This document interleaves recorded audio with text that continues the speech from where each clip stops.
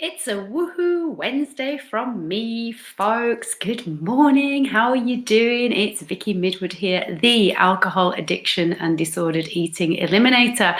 And I give back high achievers the calm, the confidence, and the control around food and drink so they stop sabotaging their health, their relationships, and their business.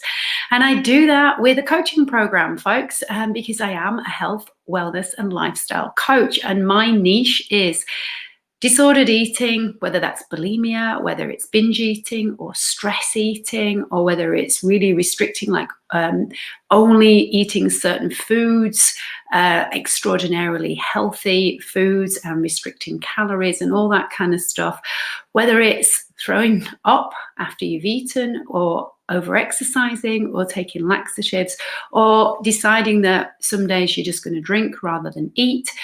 All of those things I have done myself. Okay. Unfortunately, I have recovered, and I have a program that helps you to do the same. What I wanted to talk about today, and that you've seen the title of this, is I'm talking about what other people don't talk about, is that a lot of what's going on at the moment, and you're probably hearing it on the news, I think it was this morning that we were talking about the amount of people who are suffering from PTSD type symptoms because of stress and are turning to alcohol. And you know what? This shit is real, guys. And people are really, really struggling. And unfortunately, because of the way that our National Sick Service, and I am calling it the National Sick Service on purpose because it's not a National Health Service. If it was a National Health Service, you would be getting the message about how to take care of your own health by things like your lifestyle, by not drinking alcohol more than once or twice a week at most, by getting enough sleep, going to bed at the same time, getting up at the same time. We'd be talking about you not eating processed food or junk food for 80% of your diet. Whereas for most people, they are eating junk food for 80%, if not 90 or even 100% of the diet. Right? We're not getting that message. What we're getting in this pandemic is lock yourself away, stay away from people, and wait for the vaccine, right? That is not healthcare. That is sick care. Folks, we are responsible for our own health. We're also responsible for the stress that we feel, because the stress that we feel is created by our own minds, by our thinking pattern, by our thoughts.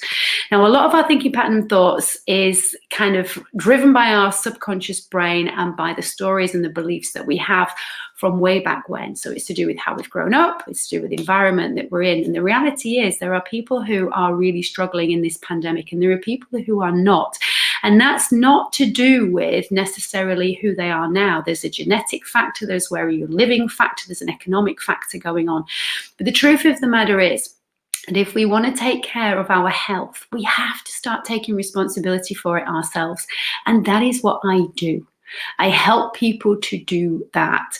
Now, I don't do it for free, right? Because you don't respect and you don't take action on stuff that's free. The internet is full of free information about how to take care of yourself and your health, so that if you do catch the virus, you can look after yourself in the best way possible, and how you can avoid, where possible, getting a horrible adverse reaction to the virus should you get it, or any virus for that matter, or any pathogen or any illness. The internet is full of information. It's everywhere and it's free. Are people doing it? No. And this is a problem. And this is what I hear so many times. And two things I hear most of all from people is, well, I know what to do, I'm not doing it. And gosh, isn't coaching expensive? Well, here's the thing. Can you put a price on your health? Can you put a price on your mental well-being, on being able to feel good in yourself and to be able to look after your family and do the stuff that you want to do with the people that you love? I don't know anybody who can put a price on that, and yet we do, right? People tell me that it's too expensive to buy certain things, maybe it's a supplement, maybe it's a test that they need, and they're surprised how much things cost. But the reality is, how much are people actually spending on things that create stress and create illness? I'm talking things like devices, right? Because the more we're on our phone, the more addicted we get into our phone, the more we need in that dopamine hit. If you are somebody who jumps on your phone every time there's a ping, right, you're going to be in an elevated state of stress, and that in and of itself affects your immune function, right? It just does, fact. If you are somebody who is turning to alcohol or is turning to junk food to just feel better in the moment and to cope, and so many people are, you're not on your own at all. But if you're doing that on a regular basis, you have to buy this junk food, right? It costs money. If you're living on takeaways, and again, a lot of people are, because they don't have the skill set and the knowledge to cook from scratch because of the way that the world is, and because of the generations that have missed out on being taught to cook from scratch, not their fault. But you know what? My mum was fortunate that she was just of that generation. She was okay to be able to stay at home. But thereafter, all of the generations after hers, both parents needed to go out to work because economically that's what we needed to do, which meant that you were not getting the life skills that you would have got normally. So there's not just 1, 2, but probably 3 or even 4 generations now of kids who do not know how to cook from scratch. And are there tons of free programs on how to cook? Yes. Do people actually watch them for entertainment? Yes. Do they actually do what it says? No. Okay. And, I'm laughing because if I didn't laugh, I'd get really, really frustrated. And I've been through the phase of being frustrated, and it's pointless, because what I need to do is look at what can I do to help people. And that is what I want you guys to think about, because if you invest in coaching and you understand how to look after your health for life, if you understand how to reduce your own stress and to reprogram your brain and your thinking, if you understand how to reprogram your gut so that you are not predisposed to low moods and anxiety and gut issues, if you invested in doing that stuff, we would not have this massive crisis on the NHS where we can't even get an appointment for something that's pretty damn major, like cancer treatment, or if you've had a heart attack, because it's been overtaken by this pandemic. And, there's a tiny genetic factor that certain people will respond differently to the virus that is genetic. But the majority of people who are suffering really badly is because their health is not great. And it's because they don't understand how to look after their health, because the message from the government is not getting through. The message from the government is to go outside and exercise once a day, and that's pretty much it. But to get takeaways and to buy cheap food in the supermarkets that is processed and is junk, because that is what the cheap food is. And then to tell you to just wait for a vaccine. If your immune system's already compromised, then the vaccine's not going to be as efficient and effective in you as in somebody who's got a pretty good immune system. And the chances are that somebody who's got a pretty good immune system probably doesn't need the vaccine anyway, because they're going to be able to handle the virus. The point being that if you are serious about looking after your health, and if you've got issues and you just know that because of what's going on, you are turning to food and you are turning to alcohol, and that is affecting you mentally in a big way, from a confidence point of view, from how you're looking point of view, but also from an anxiety point of view, then I'd love you to have a chat with me, folks. Yes, coaching is an investment. Is it expensive? Depends what you call expensive. If investing in your life and your health is something that you're not prepared to do, then of course you're going to look at it as being a cost and not an investment. But you know what? I was talking to a guy yesterday who is a fantastic person who I met through networking, who's a life insurance guy. We were talking about my life insurance policy, because it's not easy when you've had a heart attack, which I have back in 2018, because of my gut health and of my eating disorders and because of my alcohol addiction, not because of my fitness level or anything like that. So please don't confuse being fit with being healthy. The two are not necessarily go hand in hand, even though that's the message that you may be getting.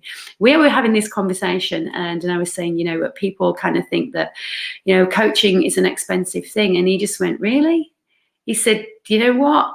If they sat down and worked out how much they spent a week on wine or beer or whatever is their alcoholic tipple or takeaway coffees and muffins and takeaway meals and snacky foods, I think everybody would get a shock if they totted it up in a week and then multiplied it by a month and then multiplied that by a year.